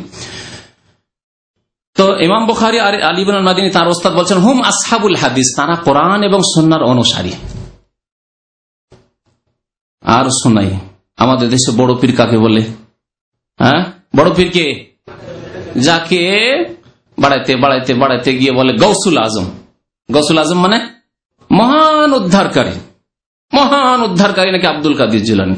যদি আব্দুল কাদির জিলানী মহান উদ্ধারকারী হয়, তাহলে আব্দুল কাদির জিলানীর ইমাম শাফি বা ইমাম আহমদ বা ইমাম আবু হানিফা, তাহলে আর কোন উদ্ধারকারী তাকে বলবেন? যদি জিলানী, আব্দুল কাদির জিলানী ইমাম আবু হানিফার 400 বছর পর এসে গৌসুল আজম মহান উদ্ধারকারী হয়ে যান, তো আবু হানিফা, শাফি, মালিক, আহমদ, এই 4 ইমাম, এদেরকে, আর ইমাম বুখারী যিনি আমিরুল মুমিনিন, মুহাদ্দিসিনদের আমিরুল মুমিনিন বলা হয়েছে, আমিরুল মুমিনিন ফিল হাদিস, তাহলে ইমাম বুখারী, মুসলিম যে সিহাসিতান ইমামগণ, তাদেরকে কোন গৌসুল আজম বলবেন?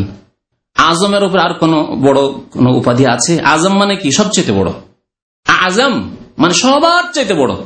যেমন আমরা বলছি আল্লাহু আকবার, আকবার আর আজম একই জিনিস। আল্লাহ সব চাইতে বড়, সবার চাইতে বড়, সবকিছুর চাইতে বড়। আপনি যা কিছু নেন, আল্লাহর আরশ, কুরসি, আল্লাহর আসমান, জমিন, পৃথিবী, সবকিছু সবার চাইতে বড় আল্লাহ পাক রব্বুল আলামিন। আল্লাহু আকবার। তাহলে যদি আব্দুল কাদির জিলানী বেচারাই এত বড় আজম হয়ে যায়, গৌসুল আজম, তাহলে ইমাম আবু হানিফাকে কি নাম দেবেন? যারা গৌসুল আজম চাইতে বড় নাম খুঁজে পাবেও না আর দেয়নিও ইমাম আবু হানিফা, তারা ইমাম আবু হানিফার সাথে বেয়াদবি করেছে। বলার উদ্দেশ্য হচ্ছে আমাদের দেশের ওই ভান্ডারী আর আটরশি এরা কবর পূজারী যারা গৌসুল আজম বলে থাকে, তাদের বাসে লিখা থাকে গৌসুল আজম মাদাদ, তাদের বাড়িতে লিখা থাকে গৌসুল আজম মাদাদ, তাদের আপনার ক্যালেন্ডারে দেখবেন, ক্যালেন্ডারে গৌসুল আজম মাদাদ লিখা থাকে। আর আমি মসজিদে পর্যন্ত লিখা দেখেছি, আমার চোখ নিজে দেখেছি, বেরেলবি কবর পূজারী আটরশি ওয়ালাদের এদের মসজিদে গৌসুল আজম মাদাদ লিখা দেখেছি। তারপরে দুয়াতে ইয়া গৌসুল আজম মাদাদ, মোনাজাতে সালাম ফেরার পরে নামাজের মোনাজাতে কানে শুনেছি গৌসুল আজম মাদাদ। আগের যুগে ছাত্র জীবনে ওই কবর পূজারীদের মসজিদে নামাজ পড়ে নিতাম, আকিদাও তো বুঝতাম না, আর ভাবতাম এরাও মুসলমান, শহরে তো আর ওই রকম যেখানে সেখানে মসজিদ পাওয়া যায় না সহি আকিদার, তাদের সাথে নামাজ পড়তাম। এই শেষ নামাজ ছিল কবর পূজারীদের মসজিদে আমার ছাত্র জীবনে। নামাজ পড়ে মোনাজাত তো ধরে বুঝতে পারছেন, ওর তো জানাই আছে তাই না, সালাম ফেরার পর সাথে সাথে মোনাজাত। এই মোনাজাতে আমি কানে যখন শুনে নিলাম ইয়া গৌসুল আজম মাদাদি, এই শুনে নেওয়ার পরে আর সেই মসজিদ আমি ঢুকিনি। আমার বয়স তখন হয়তো 15 থেকে 16 বছর বয়স ছিল, সেই কালকার কথা বলছি। তো গৌসুল আজম যাকে বলা হয়েছে শিরকি কুফরি কথা, অথচ গৌসুল আজম কে হতে পারে? মুহাম্মদ সাল্লাল্লাহু আলাইহি ওয়াসাল্লাম হতে পারেন? মহান উদ্ধারকারী ছিলেন। মহান তো বাদ দেন, শুধু যদি গৌস বলতেন উদ্ধারকারী, তাহলে তিনি হুসাইন রাদিয়াল্লাহু তাআলা আনহুকে কারবালা থেকে উদ্ধার করে নিতেন, হাসানকে বিষ খাওয়া থেকে উদ্ধার করে নিতেন, আলী রাদিয়াল্লাহু তাআলা ফজর নামাজ পড়তে যাচ্ছেন, এই খারেজি এসে আক্রমণ করলো আর একেবারে শহীদ হয়ে গেলেন, তিনি তাকে উদ্ধার করে নিতেন। ওমর রাদিয়াল্লাহু তাআলা ফজর নামাজ ইমামতি করছেন, শহীদ হয়ে গেলেন, তাকে উদ্ধার করে নিতেন। উসমান রাদিয়াল্লাহু তাআলা কোরআন তেলাওয়াত করছেন, কোরআনের উপরে তার রক্ত পড়ছে, সেই অবস্থায় এই যারা দেশদ্রোহী বা যারা খারেজি, ইসলামের শত্রু, দিনের শত্রু ইহুদিদের ষড়যন্ত্রের শিকার হয়ে উসমান রাদিয়াল্লাহু তাআলা শাহাদাত বরণ করছেন, তখন নবী করিম উদ্ধার করে দিতেন। কমপক্ষে কবর থেকে, কবরের পাশেই তো উসমান রাদিয়াল্লাহু তাআলার বাসা বাড়ি, কবরের পাশে নবী সাল্লাল্লাহু আলাইহি ওয়াসাল্লামের। তিনি একটি আওয়াজ দিতেন কবর থেকে, যে এই বেয়াদবরা, তুমি আমার জামাই 2 মেয়ে যাকে দিয়েছি আর আমার সাহাবী উসমান রাদিয়াল্লাহু তাআলা আনহু আমার খলিফা, তার সাথে এই বেয়াদবি করতে এসেছো, তারপরে জুলম অত্যাচার করতে এসে উদ্ধার করতে পারলেন না? গৌসই তো হইতে বললেন না, আজম তো হদুরের কথা। গস হইতে বললেন? গস যদি হইতেন মোহাম্মদুর রাসূলুল্লাহ সাল্লাল্লাহু আলাইহি ওয়াসাল্লাম, তাহলে তারপরে আজম সম্পর্কে চিন্তা করতাম যে আজমটা আবার কাকে দেওয়া যায়। মোহাম্মদ সাল্লাল্লাহু আলাইহি ওয়াসাল্লাম চাইতে বড় মানুষ আর পৃথিবীতে কি আছে? আছে কেউ? তাহলে আব্দুল কাদের জিলানী কি করে গৌসুল আজম হলো? আর তারপরে ঈমান কেমন করে থাকে, কি করে ঈমান থাকে? আউযু বিল্লাহি মিনাশ শাইতানির রাজিম। শিরক কুফরি দিয়ে কেমন করে ইবলিস শয়তান মুসলিম জাতিকে গুমরাহ করেছে। কাফেরদের কথা বলছেন, ইহুদি নাসারাদের কথা, পৌত্তলিকদের কথা, যারা পথভ্রষ্ট গুমরাহ স্পষ্টভাবে হয়েছে, কিন্তু মুসলিমদেরকে কেমন করে জাহান্নামে চিরকালের জন্য নিয়ে গেছে এই গৌসুল আজম শব্দটি দিয়ে। শুধু কবরে সেজদা নাও যদি করে, শুধু বলে যে গৌসুল আজম আব্দুল কাদের জিলানী, বড় মুশরিক হয়ে চিরকালে জাহান্নামে মারা যাবে, এতে কোনো সন্দেহ আছে নাকি? বুঝতে পারলেন তো? ব্যাখ্যা করে বলে দিলাম যে মুহাম্মদুর রাসূলুল্লাহ সাল্লাল্লাহু আলাইহি ওয়াসাল্লাম বলা যাবে না, আজম তো তার সাথে লাগানো দূরের কথা। মহান উদ্ধারকারী একমাত্র মহান আল্লাহ পাক রব্বুল আলামিন, যার নাম হচ্ছে আজিম, তিনি আজম, সবার চাইতে বড় তিনি, আর তিনি উদ্ধারকারী। ইস্তাগীসুনা রাব্বাকুম, আল্লাহ কোরআনে বলছেন যে হে নবী মুহাম্মদ সাল্লাল্লাহু আলাইহি ওয়াসাল্লাম, হে সাহাবায়ে কেরামরা, যুদ্ধের সময় যখন তোমরা তোমাদের রবের কাছে গৌস মানে ফরিয়াদ করছিলে, আল্লাহ উদ্ধার করো, আল্লাহ বাঁচাও আবু জাহল আবু লাহাব থেকে, বদরের যুদ্ধের সময় ইস্তাগীসুনা রাব্বাকুম, যখন রবের কাছে তোমরা ফরিয়াদ তলব করছিলে, তাহলে গৌস ফরিয়াদ শুননেওয়ালা, যিনি মানুষের কান্না শোনেন, মানুষকে উদ্ধার করতে পারেন, সারা পৃথিবীর সৃষ্টি জগৎকে উদ্ধার করতে পারেন, তিনি একমাত্র আল্লাহ পাক রব্বুল আলামিন। তো আব্দুল কাদের জিলানী, ফিরে আসে আবার আসল কথা। আব্দুল কাদের জিলানী রাহমাতুল্লাহ আলাইহি, তিনি একজন আলেম ছিলেন, এর বেশি কিছু না। পীর ফির ওগুলি মানুষের বানানো, আর গৌসুল আজম মুশরিকদের কথা বুঝতে। তিনি একজন আলেম ছিলেন এবং তার কিতাবাদি থেকে বোঝা যায় যে তিনি একজন ভালো মানুষ ছিলেন, আলেমে দ্বীন ছিলেন, হক্কানি আলেম ছিলেন। তার কিতাব, প্রসিদ্ধ কিতাব রয়েছে গুনিয়াতুত তালেবিন, বাংলায় তর্জমা হয়েছে গুনিয়াতুত তালেবিন। এই কিতাব তার প্রসিদ্ধ কিতাব। একজন মানুষ মারা যাওয়ার পরে তার সম্পর্কে যদি আমাদেরকে কোনো সিদ্ধান্ত নিতে হয়, লোকটি ভালো না মন্দ, তার কিতাব থেকে আমরা সিদ্ধান্ত নিতে পারবো, ঠিক কিনা? কাজী নজরুল ইসলাম মারা গেছেন কিনা? এখন তার সম্পর্কে যদি দুইজন ইখতিলাফ, একজন বলেন না সে ছিল নাস্তিক, আরেক বলছেন না না সে মুসলিম ছিল, তাহলে দলিল প্রমাণ কি হবে? দুজনেই দেখেননি, তার যুগ পাননি, দুজনের বয়স 20-22 বছর বয়স, আপনাদের 25 বছর বয়স, তাহলে কাজী নজরুল ইসলামের চুপ পাননি। কেমন করে আপনার সঠিক সিদ্ধান্তে পৌঁছবেন? বলবেন যে তার কবিতাগুলি আমরা পড়ে দেখবো, যদি তাতে ইসলামের কথাবার্তা থাকে, শিরক কুফরি না থাকে, নাস্তিকতা না থাকে, তাহলে সে মুসলিম। আর যদি নাস্তিকতা থাকে, কুফরি থাকে, শিরক থাকে, তাহলে জানবো যে না আর কিছু। ঠিক কিনা? কথা যুক্তিযুক্ত নয়? আব্দুল কাদের জিলানী রহমতুল্লাহ আলাইহি এই কবর পূজারীদের মতো বিদাতি ছিলেন না, কোরআন সুন্নাহর ভালো আলেম ছিলেন। এই সম্পর্কে সঠিক সিদ্ধান্তের জন্য তার কিতাব আছে। তার কিতাব না থাকলে আমরা হতভম্ব হয়ে যেত। আল্লাহ ভালো জানো, আল্লাহ হওয়ালা করে দিতাম। আল্লাহ তুমি ভালো জানো তোমার বান্দা সম্পর্কে, যদি সে তাওহীদবাদী থেকে থাকে আর সুন্নাতের অনুসারী থাকে, তাহলে তার জন্য দোয়া করি আল্লাহ সে জান্নাতবাসী। আর যদি কবর পূজারী বিদাতি হয়ে থাকে, নিজেই পছন্দ করে থাকে যে আমি গৌসুল আজম বাবা, তোমরা আমার মুরিদ, তাহলে তার পরিণাম কি হবে তা স্পষ্ট। কিন্তু তার কিতাব প্রমাণ করে, শোনেন তার কিতাবে এই 73টি ফিরকার মধ্যে যেই ফিরকা, যেই দল জান্নাতি হবে, সেই দল সম্পর্কে তিনি বলছেন আম্মাল ফিরকাতুন নাজিয়া, আম্মাল ফিরকাতুন নাজিয়া, যেই ফিরকাটি, যেই দলটি নাজাত প্রাপ্ত, ভালো করে শোনেন, ফালা ইসমা লাহুম ইল্লা ইসমুন ওয়াহিদ, তাদের একমাত্র একটি নাম আছে আমার নিকট। কে বলছেন? মনে আছে তো না? আব্দুল কাদের জিলানী, যাকে লোকেরা বলে বড় পীর আর মুশরিকরা বলে গৌসুল আজম। তো ফালা ইসমা লাহুম ইল্লা ইসমুন ওয়াহিদ, তাদের একমাত্র একটি নাম আছে, ওয়া হুয়া আসহাবুল হাদিস, আর তা হচ্ছে হাদিসের অনুসারী, কোরআন এবং হাদিসের অনুসারী। বুঝতে পারলেন এবারে? তাহলে ইমাম আহমদের যেই কথা, ইমাম আহমদের 500 বছর পরে আব্দুল কাদের জিলানী বলছেন, কিন্তু তারা যেহেতু সবাই কোরআন এবং হাদিসের উৎস থেকে দিন নিচ্ছেন, সেই জন্য কথার মধ্যে দেখেন মিল আছে, গড়মিল নেই। আছে কি গড়বেন? যেই কথা বলছেন ইমাম আহমদ, সেই কথা বলছেন ইমাম বুখারী, সেই কথা বলছেন তার ওস্তাদ আলী ইবনে মাদিনী, সেই কথাই বলছেন 500 বছর পরে আব্দুল কাদের জিলানী। আর সেই কথা আজ পর্যন্ত আমিও বলছি, ইনশাআল্লাহ তাআলা কিয়ামত পর্যন্ত কোরআন সুন্নাহর অনুসারী যারা আসবেন তারা সবাই এই কথাই বলবেন। কারণ আমাদের সবার উৎস হচ্ছে কোরআন এবং হাদিস। সবাই আমরা ওই সমুদ্র থেকেই নিচ্ছি, ওই সমুদ্র থেকে নিচ্ছি, ঠিক না? অন্য কোন জায়গা থেকে, কোন কাচড়া থেকে, ডাস্টবিন থেকে কেউ যদি নিত, তাহলে গোলমাল করে দিত। যারা কবর পূজারী, মাজার পূজারী, বিদআতপন্থী, তারা কোরআন সুন্নাহর সমুদ্র থেকে না নিয়ে তারা ডাস্টবিন থেকে নেওয়া শুরু করেছে, অথবা ওই কাচড়া থেকে, ড্রেনের পানি থেকে তাদের ধর্ম নেওয়া শুরু করেছে। তখন শিরক বিদআত ধর্মের নামে ঢুকেই ফেলেছে। বুঝতে পারছেন আশা করি আমার কথা? না বুঝতে পারেন না? উদাহরণ দেওয়ার জন্য বললাম। তো আহলে সুন্নাত ওয়াল জামাত সাহাবায়ে কেরামদের দল, সাহাবায়ে কেরামদের শেষ জামানায় এবং তাবেঈনদের জামানায় যখন দেখা গেল সামান্য সামান্য এক একটি করে বিদআত দেখা গেল, সামান্য করে বিদআত। প্রথম বিদআত কি দেখা গেল? আলী রাদিয়াল্লাহু তাআলা আনহু সম্পর্কে ভালোবাসায় বাড়াবাড়ি। আর ভালোবাসার নামে, এটি ছিল ইহুদিদের ষড়যন্ত্র। ভালোবাসার নামে সবসময় ভালোবাসা, কিন্তু ভালোবাসা থাকে না। অনেক সময় ভালোবাসার নাম দিয়ে অনেক সময় অনেক অন্য কোন উদ্দেশ্য থাকে না।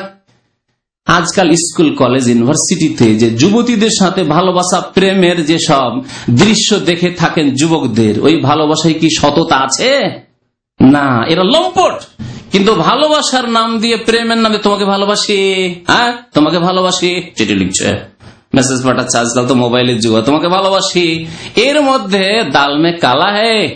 জি, এতে কি আছে? তার ইজ্জত নষ্ট করা।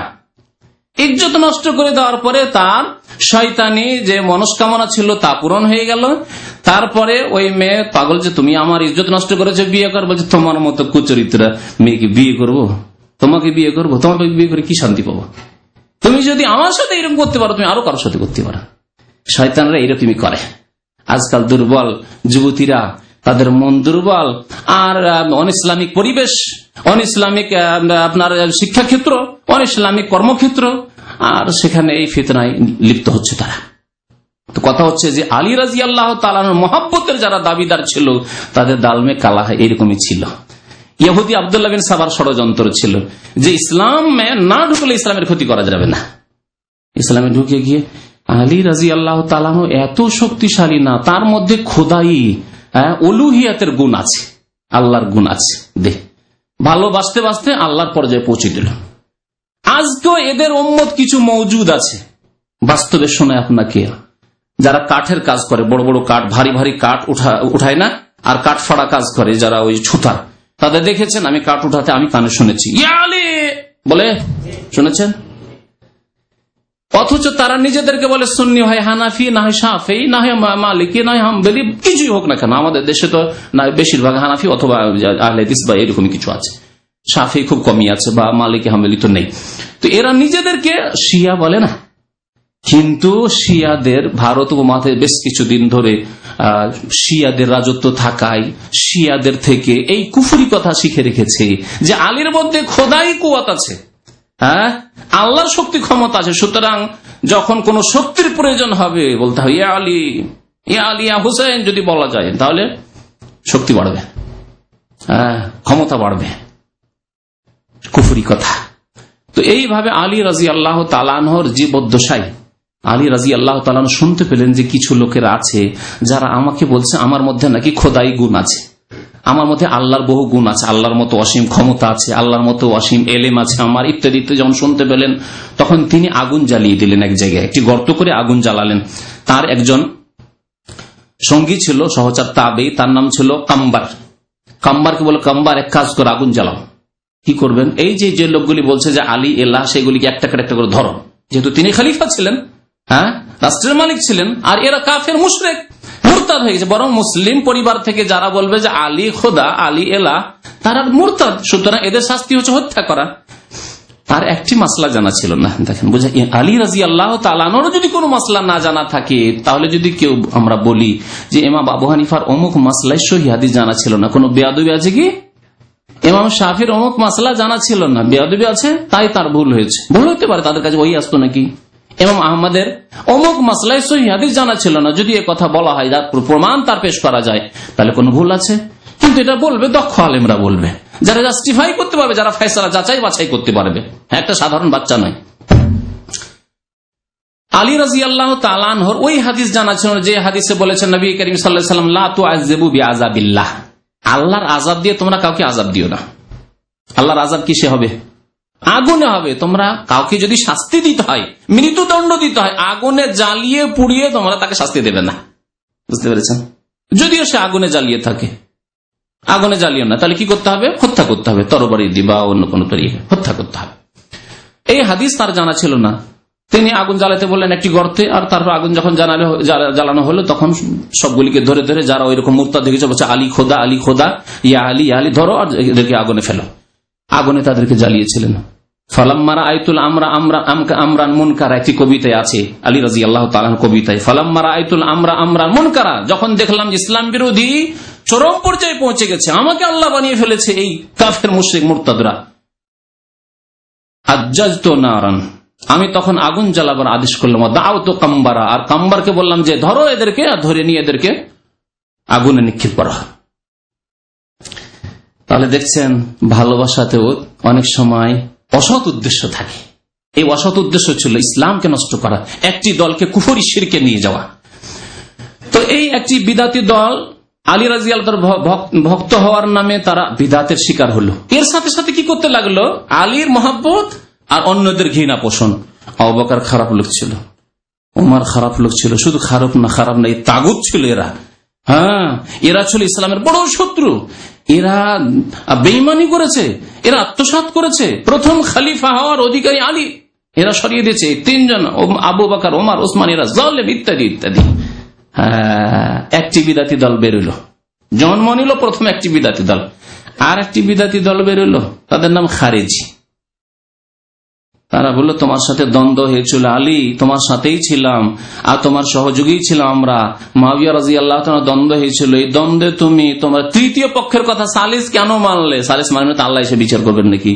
না নবী কবর থেকে এসে বিচার করবেন? সালিস তো লাগবে। কিন্তু এত বেকুফ বিদাতি, এত বেকুফ হয়, তারা বললো সালিস কেন মানলে? যখন সালিস মেনে নিলে তুমি শিরিক করে দিলে, মুশরিক হয়ে গেলে। দেখলেন কেমন ভুল বুঝা, হ্যাঁ, কেমন গুমরা হয় এইভাবে মানুষ।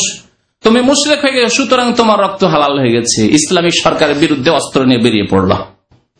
আর ফজরের নামাজে এসে আব্দুর রহমান ইবনে মুলজাম, তাকে আব্দুর রহমান বলাই ঠিক না, সে এসে আলী রাদিয়াল্লাহু তাআলা আনহুকে শহীদ করে দিল। জি, আর আজকেও এইরকমই কিছু লোকের রয়েছে ইসলামিক সরকারের বিরুদ্ধে, ইসলামিক শক্তির বিরুদ্ধে অস্ত্র ব্যবহার করা।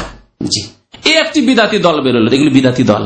তাই আহলে সুন্নাত ওয়াল জামাতের আকীদা এই নয় যে ইসলামিক সরকার বা ইসলামিক সরকার না হয় মুসলিম সরকার, কিন্তু তারা অস্বীকার করে না ইসলামকে। ইসলামী আইনের বাস্তবায়ন আমরা করব বা করতে পারছি না, কিন্তু করব না এই কথা বলছে না, তাহলে তারা মুসলিম। তাদের বিরুদ্ধে অস্ত্র ধারণ করবে, বাংলাদেশেই হোক আর পাকিস্তানে হোক, এমনকি কোনো অমুসলিম দেশেই হোক না, কোনো জায়গায় নয়। এরা হচ্ছে বিদাতি, আহলে সুন্নাত নয়। ঠিক তেমনি অতি ভক্তি যা আলী রাদিয়াল্লাহু তাআলা সম্পর্কে করেছিল রাফেজিরা, অতি ভক্তি আর অন্যদেরকে গালিগালাজ করা, বুঝতে পেরেছেন? যেমন পীরদের ক্ষেত্রে পীর পূজারীরা অতি ভক্তি, পীরের পা চুষে কদম বসি করে, আর পীরের পানের পিক আর থুক আর কাঁচ আর পোটা সব গায়ে মাখে। বাড়াবাড়ি করে বলছি না, সত্য কথা। চলে যান, এই তরিকুল ইসলামের বোনের বিয়ে দিয়েছে এক গ্রামে, জয়পুর হাটে। ওর গ্রামে একটা পীর আছে, দাড়ি মুন্ডা পীর, দাড়ি পর্যন্ত নেই, ফাঁসে, আর জর্দা দেওয়া পান খায়। কারণ ওর বোন জামাই কুয়েতে আছে বর্তমান, আমার সাথে মাঝে মাঝে টেলিফোনে কথা হয়। বলছে আমার গ্রামের পীর বয়স হবে 20 বছর বয়স মাত্র, বা 25 বছর বয়স, আর গ্রামের মুরব্বী যারা 70 বছর 75 বছর 80 বছর টমটমে যাচ্ছে পীর সাহেব, ফাসেক পীর সাহেব, আর পান খাচ্ছে আর পিক ফেলছে, কাসপোটা পড়ছে, আর এরা দৌড় দিচ্ছে পিছনে। 70-75 বছর এরা বরকত নেওয়ার জন্য, তাবারুক নেওয়ার জন্য দৌড় দিচ্ছে, আর যেমনই পানের পিক ফেলছে তেমনই নিয়ে গায়ে মুখে মেখে নিচ্ছে। জি, চোখের সামনে আছে দলিল, বোনের বাড়ি ওই গ্রামে জয়পুরহাট। আর এর বেশি সিলেটি কেউ যদি থাকে তো ফুলতুলি পীর সম্পর্কে জানেন, ফুলতুলি সিলেটি লোকেরা, বহু ফুলতুলি শাহেদ আছে, ওইখানে পিছনে একজন মঈনুদ্দিনও আছে, আর এখানে বহু আছে। আর প্রতি বছর তাদের পেটের ব্যবসার জন্য, টাকার ব্যবসার জন্য ইংল্যান্ডে যায়, কারণ সিলেটি তো আবার ইংল্যান্ডে থাকে, তাই না? তো ওখানে পেটের ব্যবসার জন্য যায়। আর মরিদ ভক্ত আমাদের এক ভাই আছে, তার খালা মামা বংশধর ওখানে আছে, ওখানে গিয়ে ফুলতুলি বসে আছে, আর তার এক মরিদ ভক্ত দাঁড়িয়ে গেছে ডান দিকে বাম দিকে, বলছে ভাইরা আমার সাহেব এসছেন, মানে সাহেব এসেছেন, সাহেব এসছেন। তাদের ভাষা তাও তো জানি না, তবু সাহেবটা শুধু বললাম। তো আপনারা আল্লাহর হস্তে দান করেন, আর সাহেব আপনাদের সাথে ওয়াদা করছেন যে কাল কিয়ামতে হাসরের মাঠে একা তিনি জান্নাতে যাবেন না, আপনাদের সবাইকে নিয়ে জান্নাতে যাবেন। বুঝতে পারলেন? এই হচ্ছে পীর পূজা, অতি ভক্তি। দেখছেন, অতি ভক্তি, অতি ভক্তির বিদাত তাহলে শুরু হয়ে গেছিল তখন থেকে। এরা হলো কি তাহলে? আহলে বিদাত, আহলে সুন্নাত ওয়াল জামাত না, যাদের মধ্যে অতি ভক্তি রয়েছে। আর অতি ভক্তি করে তাদের পীরদেরকে। আর কোরআন এবং হাদিসের কথা কেউ যদি বলে, সৌদি আরবের ওলামায়ে কেরাম, বাংলাদেশের ওই সব হাক্কানি ওলামায়ে কেরাম যারা কোরআন সুন্নাহর কথা বলে, আল্লাহ এবং রাসূলের কথা বলে, প্রত্যেক ক্ষেত্রে দলিলের কথা বলে, যে না না না এরা বেয়াদব, এরা নবীর গোস্তাখ, এরা বেয়াদবি করে, এরা ইত্যাদি, ওয়াহাবি, এরা কত রকমের নাম, এরা কাফের, মুসলিম নয়, ইত্যাদি ইত্যাদি। হ্যাঁ, এই গত সপ্তাহে এক ভাই বলল যে চ্যানেল আয়ে, গুমরাহদের চ্যানেল আয়ে এই 73 ফিরকার হাদিসটি পেশ করছে। 73 ফিরকায় হবে, বললাম একটু আগে হাদিসটা না, যে এই উম্মতে 73টি দল হবে, আর 73টি দলের একটি দল জান্নাতে যাবে। বলছে একটি দল জান্নাতে যাবে, তারা হচ্ছে কারা? ওরা কবর পূজারীরা, আটরসিওয়ালারা, ওরা চ্যানেল আয়ওয়ালারা। আর বলছে যে 72টি দল যে জাহান্নামে যাবে, তার প্রথম হচ্ছে আহলে হাদিস। এই কথাটি ওই আমামা ক্যাম্পে গিয়েছিলাম, আমাদের ভাইয়েরা যারা ওই চ্যানেল আয়ের বিদাতি কথাবার্তা কখনো শুনে, আমাদের এক ভাই শোনালেন, আমাদের এই মুজাফফর, আপনি শুনালেন না? হ্যাঁ, উনি শুনিয়েছেন, ঠিক। তো বুঝতে পারলেন এখানে নবী করিম সাল্লাল্লাহু আলাইহি ওয়াসাল্লাম বলছেন আহলে সুন্নাত ওয়াল জামাত, মানে বুঝতে পারেন আহলে বিদআত কারা? যাদের অতি ভক্তি রয়েছে। একজনের ক্ষেত্রে তো অতি ভক্তি, আর একজনকে একবার ইসলাম থেকে খারিজ। কথা বুঝতে পেরেছেন? কোরআন সুন্নাহর ভক্তি নেই, রাসূলুল্লাহ সাল্লাল্লাহু আলাইহি ওয়াসাল্লামের আদর্শের ভক্তি নেই, সাহাবায়ে কেরামদের ভক্তির কথা নেই। ভক্তি আছে পীর ওলিয়া উলিয়ার নামে, যে পীর ওলিয়া উলিয়া সবকিছুই করতে পারে। আহলে সুন্নাত ওয়াল জামাতের বিপরীত তাহলে সমস্ত দলগুলি, যেগুলিকে আহলে বিদাত বলতে পারি। আহলে বিদাতের মধ্যে দুটি দলের কথা বললাম। একটা খারিজি দল, যারা ইসলামিক সরকার, মুসলিম সরকারের বিরুদ্ধে অস্ত্র ধারণ করে, তারা বিদাতি দল। যারা অতি ভক্তি করে কারো সম্পর্কে, তারা বিদাতি দল। আর একটি দল হচ্ছে যারা আল্লাহর গুণগুলিকে অস্বীকার করে অথবা বিকৃত করে, তারা বিদাতি দল। উদাহরণস্বরূপ বলি, যারা বলে যে আল্লাহ ওপরেও নেই, নিচেও নেই, ডানেও নেই, বামেও নেই, সর্বস্থানে বিরাজমান। কথা বুঝতে পেরেছেন? বিদাতি দল। আল্লাহ কোথায়? তার মানে আল্লাহ কোথায়? আল্লাহ সর্বস্থানে বিরাজমান, আর সবকিছুতেই বিরাজমান, সবকিছুতে বিরাজমান, এতেও বিরাজমান, এতেও বিরাজমান, এই কাপড়েও বিরাজমান, এই কাগজেও বিরাজমান, ওই কোরআন খানেও বিরাজমান, এই পিলারের মধ্যেও বিরাজমান, আর সর্বস্থানেই বিরাজমান। আপনার বডিটা এটাও একটা কিছু, তাতেও বিরাজমান, সবকিছুর মধ্যে আপনিও তো আপনার মধ্যে বিরাজমান, সবকিছুর মধ্যে আপনার বিবিও তো আপনার বিবির মধ্যেও বিরাজমান। তাহলে কি করে আপনার বিবির সাথে মিলন করছেন? আউযুবিল্লাহ, বেয়াদবি করেন না আপনি আল্লাহর সাথে? বুঝতে পারছেন না? পারছেন না? হ্যাঁ, বুঝার চেষ্টা করেন। তাহলে হে বিদাতি যারা বলে যে আল্লাহ সবকিছুতেই বিরাজমান, তারা বেয়াদবি করে, বিবির সাথে মিলন করে, বেয়াদবি করে, কারণ তাতেও আল্লাহ আছে। তাতেই যখন আল্লাহ আছে তাহলে তার পূজা করলেই হয়। আচ্ছা, সবকিছুর মধ্যে হিন্দুদের মূর্তিগুলি আছে, তাহলে হিন্দুদের মূর্তি পূজা আল্লাহর ইবাদত। যদি আল্লাহ সবকিছুতেই বিরাজমান হন তাহলে হিন্দুদের মূর্তি পূজা আল্লাহর ইবাদত, কারণ তাতেও আল্লাহ বিরাজমান। নিয়ত করলেই হইল, মূর্তিকে সেজদা করেন, আমি আল্লাহকে সেজদা করছি, হবে? আল্লাহ সবকিছুতেই বিরাজমান আর সর্বস্থানে বিরাজমান, এটি হিন্দু ধর্মের কথা। মুসলিমদের পাঠ্যপুস্তকে চলে এসছে বাংলাদেশে, এটি হিন্দুদের কথা। তাহলে আল্লাহর কথা, রসুলের কথা কি? আমিনতুম মান ফিস সামায়ে, সূরা মুলক, তাবারাকাল্লাযী বিয়াদিহিল মুলক, মুখস্থ আছে না হলে দেখে নেবেন। আমিনতুম মান ফিস সামায়ে, তোমরা কি নির্ভীক হয়ে গেছো, ভয় করো না সেই সত্তাকে যিনি ফিস সামায়ে, কোথায় রয়েছেন? আকাশ। আকাশ উপর দিকে হয় না নিচের দিকে হয়, না সর্বস্থানে হয়? উপর দিকে হয়। তাহলে আল্লাহ উপরে আছেন কিনা? আল্লাহ উপরে আছেন। ওয়াহুয়াল আলিউল আজিম, সর্বোচ্চ তিনি, তার যিনি উঁচাই থাকেন তিনি তো সর্বোচ্চ। আল্লাহর নাম আলী, 99টি নামের একটি। আয়াতুল কুরসিতে বলছেন ওয়াহুয়াল আলিউল আজিম। আর কত বলবো? আল্লাহ আরশে রয়েছেন। আরশ কোথায় রয়েছে? জমিনে রয়েছেন, আকাশে রয়েছেন। আল্লাহ 7 আকাশ রয়েছে, 7 আকাশের উপরে রয়েছে আল্লাহর আরশ, কুরসি, আর ফাওকাহু আরশ, আর তারপরে আল্লাহ পাক রব্বুল আলামিন রয়েছেন। হ্যাঁ, আর রহমানু আলাল আরশি ইস্তাওয়া, আল্লাহুল্লাযী খালাকাস সামাওয়াতি ওয়াল আরদা ফি সিত্তাতি আইয়ামিন সুম্মা ইস্তাওয়া আলাল আরশ। আল্লাহ সেই সত্তার নাম যিনি 6 দিনে আকাশ জমিন সৃষ্টি করলেন, অতবার আরশের সমাসীন হলেন। ইমাম মালিক রাহমাতুল্লাহ আলাইহি, তাকে জিজ্ঞাসা করা হয়েছিল যে আল্লাহ পাক রব্বুল আলামিনের সম্পর্কে কোরআনে রয়েছে, কার কথা? কোরআনের কথা, আল্লাহর কথা। এখানে একটি কথা আর বলেনি ইমাম মালিকের কথা বলার আগে, আল্লাহ সম্পর্কে আল্লাহ বেশি জানেন না আমরা বেশি জানি? কেউ? আপনি যখন আপনার সম্পর্কে সবচেয়ে বেশি জানেন, আপনার সম্পর্কে আপনার স্ত্রীও অতটা জানেন যতটা আপনি জানেন, ঠিক না? যতই আপনার ক্লোজ ব্যক্তি হোক না কেন, আপনার সম্পর্কে আপনি যত বেশি জানেন তার বিষয় পৃথিবীর কেউ জানে না, আল্লাহ ছাড়া। আল্লাহ আপনার চেয়ে বেশি জানেন, এতে কোন সন্দেহ নেই। তাহলে আল্লাহ সম্পর্কে আল্লাহ যে বলেছেন আল্লাহ বেশি জানেন না, আর কেউ বেশি জানে? আল্লাহ বেশি জানেন। 2 নম্বরে, আল্লাহ সম্পর্কে সবচেয়ে বেশি মানুষের মধ্যে থেকে কে বেশি জানেন? রাসূলুল্লাহ সাল্লাল্লাহু আলাইহি ওয়াসাল্লাম। হাদিস বুখারী মুসলিমে রয়েছে। নবী করিম সাল্লাল্লাহু আলাইহি ওয়াসাল্লাম একটি হাদিসে বললেন, ওই 3টি লোক যারা বলেছিল সারা রাত নামাজ পড়বো, আর এক লোক বলে সারা জীবন রোজা রাখবো, আর একজন বলে আমি বিয়েই করবো না, তখন তিনি বলেছেন, দেখো আনা আ'লামুকুম বিল্লাহ, আমি আল্লাহ সম্পর্কে তোমাদের থেকে সবচেয়ে বেশি জানি আর সবচেয়ে বেশি ভয় করি। ওয়াখশাকুম, সবচেয়ে বেশি ভয় করি আর সবচেয়ে বেশি জানি। তাহলে আল্লাহ সম্পর্কে আল্লাহ সবচেয়ে বেশি জানেন আর রাসূল সবচেয়ে বেশি জানেন, ঠিক না? তো আল্লাহ এবং রাসূল কি বলেছেন? ইমাম মালিক রাহমাতুল্লাহর কথাটি বলি। ইমাম মালিক যখন জিজ্ঞাসা করা হয় যে আল্লাহ তো আরশের কথা বলেছেন, সুম্মাস্তাওয়াল আরশ, এর মানে কি? আল্লাহ আরশে রয়েছেন না জমিনে রয়েছেন না সব জায়গায় রয়েছেন? তিনি বলেন আল ইস্তিওয়াউ মালুমুন, আল ইস্তিওয়াউ মালুমুন, আল্লাহর আরশের সমাসীন হওয়া আমাদের জানা আছে। ওয়াল কাইফু মাজহুলুন, তবে কেমন করে তিনি আরশে আছেন এটা আমাদের জানা নেই। তুলনা কখনোই করব না যে মানুষের মতো, রাজার মতো, বাদশার মতো, রাষ্ট্রপতির মতো, না, কারো মতো না, আল্লাহ আল্লাহর মতো। জি, ধরন জানা নেই। বলি একটি বুখারী শরীফের হাদিস, নবী সাল্লাল্লাহু আলাইহি ওয়াসাল্লামের কথা শুনেন। আল্লাহ সম্পর্কে নবী সবচেয়ে বেশি জানেন মানব জাতির মধ্য থেকে। নবী করিম সাল্লাল্লাহু আলাইহি ওয়াসাল্লামের কাছে এক সাহাবী এসে বললেন যে ইয়া রাসূলুল্লাহ, আমার একটি দাসী আছে, দাসীটিকে আমি স্বাধীন করে দিতে চাই। স্বাধীনভাবে সে ইবাদতবন্দি করবে, কেন আমার বাড়িতে গোলামি করবে? স্বাধীন করে দেব। নবী সাল্লাল্লাহু আলাইহি ওয়াসাল্লাম জিজ্ঞাসা করলেন ওই দাসীকে, বললেন আইন আল্লাহ, আল্লাহ কোথায়? আল্লাহ কোথায়? আচ্ছা, আমাদের দেশের এক শ্রেণীর বিদাতি আলেম, সাধারণ লোকদের ভুলের কথা বলছেন, বিদাতি আলেম বলে আল্লাহ কোথায়, এই প্রশ্ন করাই কুফরি কথা। আলেমদের বিদাত শোনাচ্ছে আপনাকে।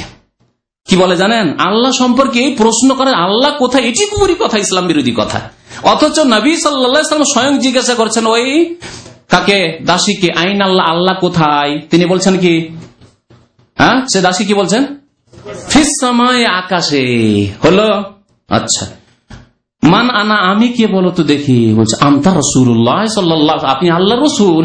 তখন বললেন নবী সাল্লাল্লাহু আলাইহি ওয়াসাল্লাম, আতিকহা ফাইন্নাহা মুমিনা, একে স্বাধীন করে দাও, স্বাধীনভাবে আল্লাহর ইবাদত বন্দী করুক, তোমার দাসী হয়ে কেন থাকবে, কারণ এ মুমিনা। তাহলে ঈমানের জন্য লক্ষণ হচ্ছে দুটি, আল্লাহ কোথায় এটা জানা, আল্লাহর অবস্থান কোথায়, আল্লাহ আরশ আজিমে রয়েছেন, উপরে রয়েছেন, আর নবী কে, মুহাম্মদ সাল্লাল্লাহু আলাইহি ওয়াসাল্লাম আমাদের রাসূল। বুঝতে পারলেন? তাহলে যেই ব্যক্তি বলবে যে আল্লাহ সম্পর্কে এসব জিজ্ঞাসা করে কুফরি কথা, সে তার ঈমানই নাই। কারণ বললেন ফাইন্নাহা মুমিনা, ঈমানের জন্য শর্ত হচ্ছে আল্লাহ কোথায় জানতে হবে। বিদাতি হচ্ছে যারা আল্লাহর গুণগুলিকে অস্বীকার করেছে, আল্লাহর মুখমণ্ডলকে অস্বীকার করে, আল্লাহ নিরাকার, এরা বিদাতি। আহলে সুন্নাত ওয়াল জামাত নয় যারা বলবে আল্লাহ নিরাকার। ভালো করে শুনে রাখুন। তো বিদাতি দল যখন বেরিয়েছে, যারা বলেছে আল্লাহ নিরাকার, আল্লাহর কোন আকার নেই, আল্লাহর চেহারা নেই, আল্লাহর হাত নেই, আল্লাহর কদম নেই, এরাই বিদাতি। যেগুলি কোরআন হাদিস আছে সেগুলি আছে। তাবারাকাল্লাযী বিয়াদিহিল মুলক, এর মানে কি হাত। কার হাতের কথা এখানে বলা হয়েছে? আল্লাহর হাতের কথা বলা হয়নি। সূরা মুলকের প্রথম আয়াত। আর কত বলা, আরো বহু দলিল কোরআনে কারিমে রয়েছে, আর বলছি না। এখান থেকে আলোচনা শেষ করে দিয়েছি। ওয়াসাল্লাল্লাহু আলা নবিয়িনা মুহাম্মদ ওয়া আলা আলিহি ওয়া সাহবিহি আজমাইন। আল্লাহ পাক রব্বুল আলামিন যেন গুনাহ খাতা আমাদের মাফ করে দেন, নেক আমলের তৌফিক দান করেন। আল্লাহ আমাদের যেন অতীতের গুনাহ খাতা মাফ করে দেন। আমাদের যেসব ভাইরা গুমরাহ হয়ে রয়েছেন তাদেরকে হক কথা বোঝার তৌফিক দান করেন। যেসব ভাইরা সৎ পথে রয়েছেন তাদের ঈমানকে আরো মজবুত করে দেন। আল্লাহ পাক রব্বুল আলামিন যারা আমাদের ভাইরা মারা গেছেন, আল্লাহ তাদের গুনাহ খাতা মাফ করে দেন, তাদেরকে জান্নাতবাসী করেন। যারা অসুস্থ রয়েছেন, আল্লাহ তাদের সুস্থতা দান করেন, তাদেরকে আরোগ্যতা দান করেন। আল্লাহ পাক রব্বুল আলামিন যাদের অসুবিধা রয়েছে, যাদের পেরেশানি রয়েছে, রিজেকের, চাকরির, আল্লাহ যেন তাদের পেরেশানিকে দূর করে দেন। আমিন ইয়া রাব্বাল আলামিন। ওয়া সালামুন আলাল মুরসালিন ওয়ালহামদুলিল্লাহি রাব্বিল আলামিন।